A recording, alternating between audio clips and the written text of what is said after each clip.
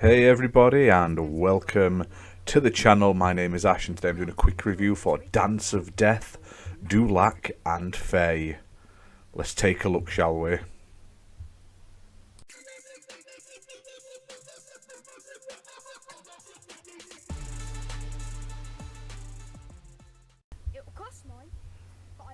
Dance of Death, Lac Fey is a point-and-click adventure game that's set in 1888 when Jack Ripper stalks London streets.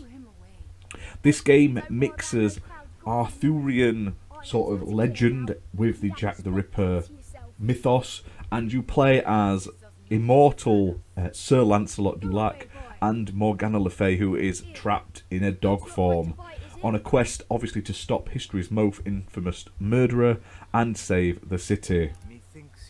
So you team up with the Whitechapel local Mary Jane Kelly as you explore the capital's underbelly, meet the intriguing characters who live there and work with them to solve crimes. Now, this game is obviously set in Victorian London during the Autumn of Terror. It has historically accurate crime scenes and true-to-life locations that have been well researched and fact-checked by experts. Now, the game features voice acting from actors Perdita Weeks, who was Kira from Ready Player One, and Gareth David Lloyd, who was in Torchwood, as well as Alexander Roach, who was in Black Mirror.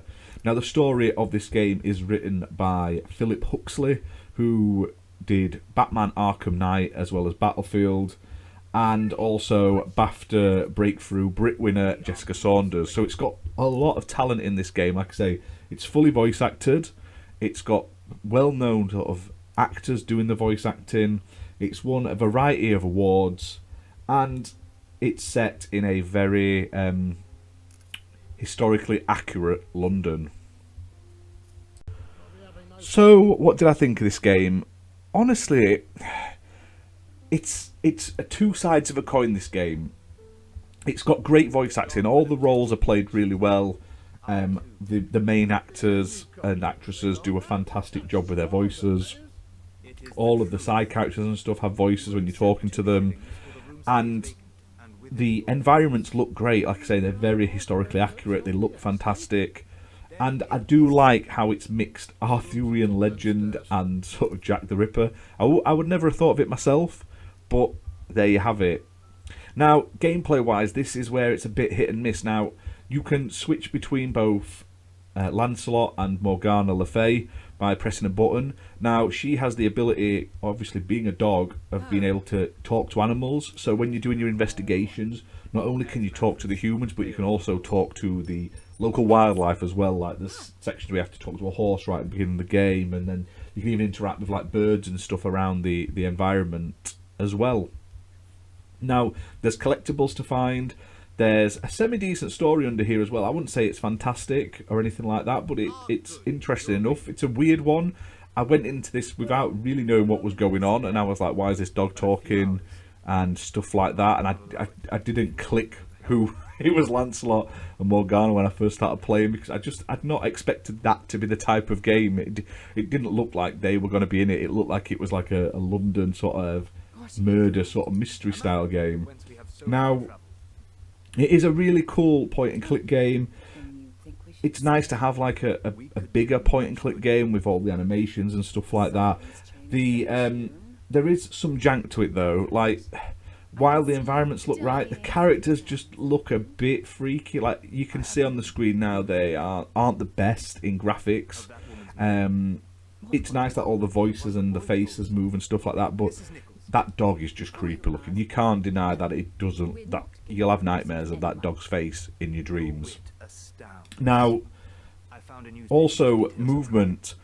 It's got the same sort of standard. You walk around with a thumbstick sort of to look around and to interact with things. However, it's really slow, and at times you just sort of seem to just circle round and get stuck and stuff like that. That's the biggest complaint for me, is that the movement is slow and clunky.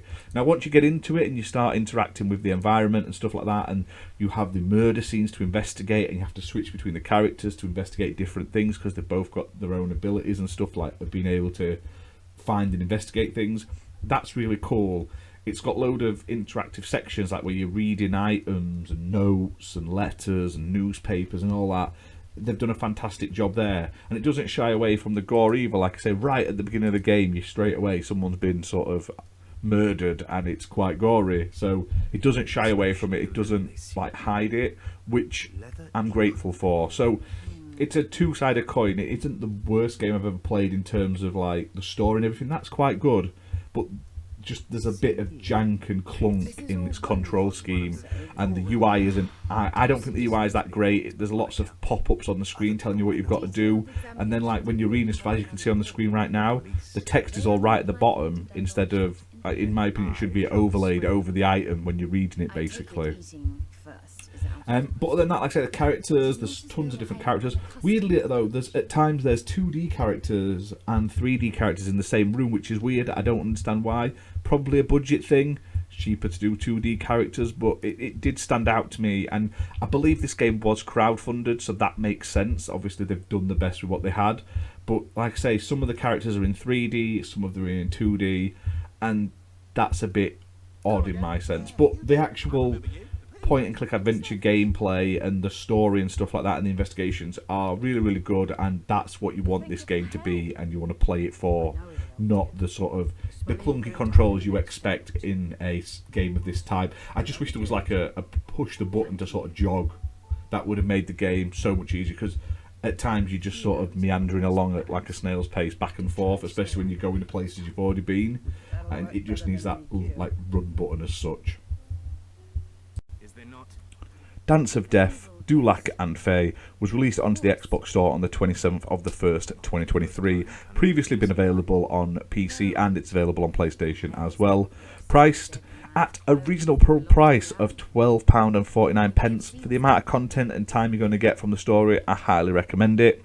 It's developed by Salix Games, and it's published by Hidden Trap, who were kind enough to send us a copy for this video review. And it's playable on Xbox One and Xbox Series X and S consoles. Now, if you're into your old school point-and-click adventure games, you like those LucasArts style point-and-click games, the Grim Fandango-esque sort of tank control point-and-click adventure games, you will probably really like this. It's got decent writing, like I say, it's very sort of the period, great voice acting sort of performances, slightly spoilt by the clunky controls and stuff like that, but I remember playing Grim Fandango and it being absolutely terrible, so you can't really hate on a point-and-click adventure game, because that's just really how they play. But the story's good, the setting's great, the environments look great as well, all like hand-painted and stuff like that, look really, really good. So check it out, available right now. But that's that for this video, guys. Hope you've enjoyed it. If you have, hit that like button, hit subscribe, and we'll see you very soon for more content. Bye for now.